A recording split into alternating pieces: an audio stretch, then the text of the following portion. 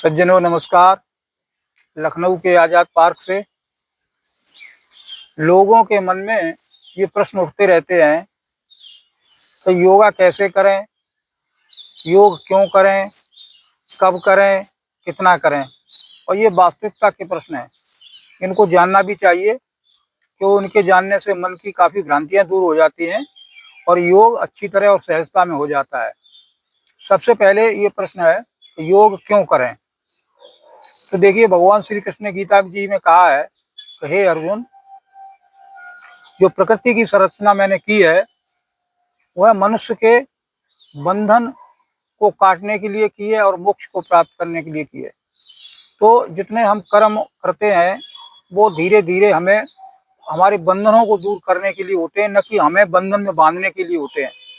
आज हम जो काम करते हैं उसमें हम टेंशन खरीदते हैं, टेंशन लेते हैं, तो बंधनों को बांधते हैं, जबकि होना चाहिए कि बंधनों से मुक्ति होनी चाहिए। तो जब किसी का मन ज़्यादा उग्र, व्यग्र और व्यवस्थित नहीं होता है, तो हमारे ऋषि मुनियों ने उन लोगों के लिए व्यायाम, प्राणायाम और ध्यान बनाया है।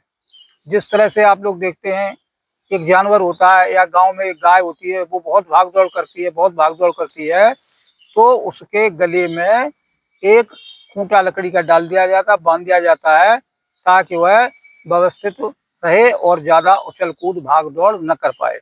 इसी तरह हमारे संतों ने, ऋषियों मुनियों ने ये व्यायाम, प्राणायाम और ध्यान का एक इस तरह से संरचना की है कि जिससे मन व्यवस्थित हो सके। कहा गया है कि योग क्या है, मन का निरोध ही योग है।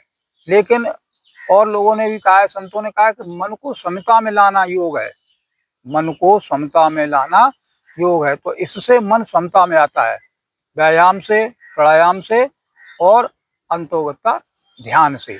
तो इसलिए योग क्यों करना चाहिए, इसका मुख्य उद्देश्य यही है कि उछल कूद करने वाले मन को, बहुत ज़्यादा टेंशन देने वाले मन को शांत चित्त में लाना और समता में लाना, जिससे बुद्धि एकाग्र हो सके और हमारे काम, दैनिक काम विधिवत, व्यवस्थित और सहजता में हो सकें। तो आज इतना कि योग क्यों, तो योग का मुख्य उद्देश्य समझना चाहिए कि योग का, कर्मों का और भक्ति का, सबका एक ही लक्ष्य है कि मन किसी तरह व्यवस्थित हो, समता में आए, शांत हो, चित्त में समता आए।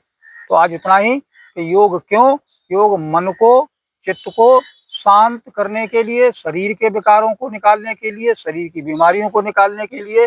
जब शरीर में बीमारियां और विकार रहेंगे तो मन चित्त शांत नहीं रह पाएगा। तो इसलिए मन को शांत करने के लिए योग, व्यायाम और प्राणायाम है। इस बात को बड़े ही सहजता में स्वीकार करना चाहिए। नमस्कार, धन्यवाद।